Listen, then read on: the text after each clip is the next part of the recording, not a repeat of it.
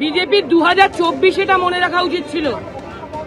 এই একই voter list নিয়ে বিজেপি 2024-এ ভোট কন্টেস্ট করেছে, ভোটে জিতেছে।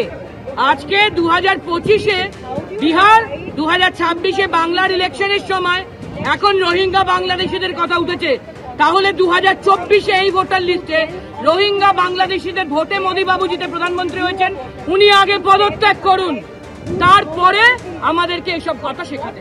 স্বচ্ছ ভোটার তালিকা আমরাও চাই। ওদের বিএসএফ, ওদের সিআইএসএফ, ওদের বর্ডার, ওদের 2024-এ এই ভোটার তালিকা ওরাই তৈরি করেছিল। তখন এই চিন্তা কোথায় ছিল, স্বচ্ছতার চিন্তা? রিভিশন একটা কন্টিনিউয়াস প্রসেস, সবসময় রিভিশন হয়ে থাকে। আর নির্বাচন কমিশন একটি সাংবিধানিক সংস্থা, স্বশাসিত সংস্থা। এখানে সরকারের কিছু করার নেই, কোনো রাজনৈতিক দলের কিছু করার নেই। তারা সংসদকে অচল করছেন, সংসদের সামনে ধর্ণা দিচ্ছেন। এটা অত্যন্ত দুর্বল চিত্রনাট্য। সুপ্রিম কোর্টে যান না, সেখানকার দরজা খোলা। 2024-কে তারা রাখতে বলছেন। তাহলে কি 2024টাই যদি ভিত্তি হয়, তাহলে কি এরকম কেউ দাবি করেছে যে 2021 সালে যে ভোটার লিস্ট রয়েছে তাহলে মমতা ব্যানার্জি পদত্যাগ করুক? সেটা হয় নাকি কোনো সময়? 2021-2024-এর বিষয় নয়, মূল লক্ষ্য হলো ভোটার লিস্টকে ত্রুটিমুক্ত করা, মৃত মানুষের নাম ভোটার লিস্ট থেকে বাদ দেওয়া।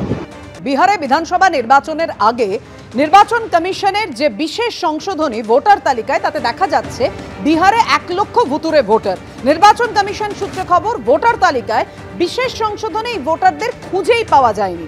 ছবি দেখেও কেউ চিনতে পারেনি।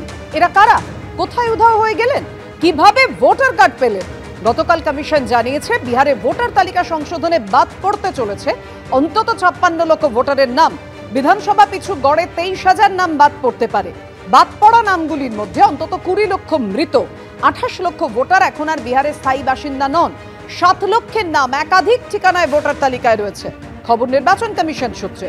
কমিশন সূত্রে আরো খবর রয়েছে 15 লক্ষ ভোটার ফর্ম নিয়েও জমা দেননি। এর আগে বিহারে 52,30,126 জনের নাম বাদ যাচ্ছে বলে জানিয়েছিল নির্বাচন কমিশন।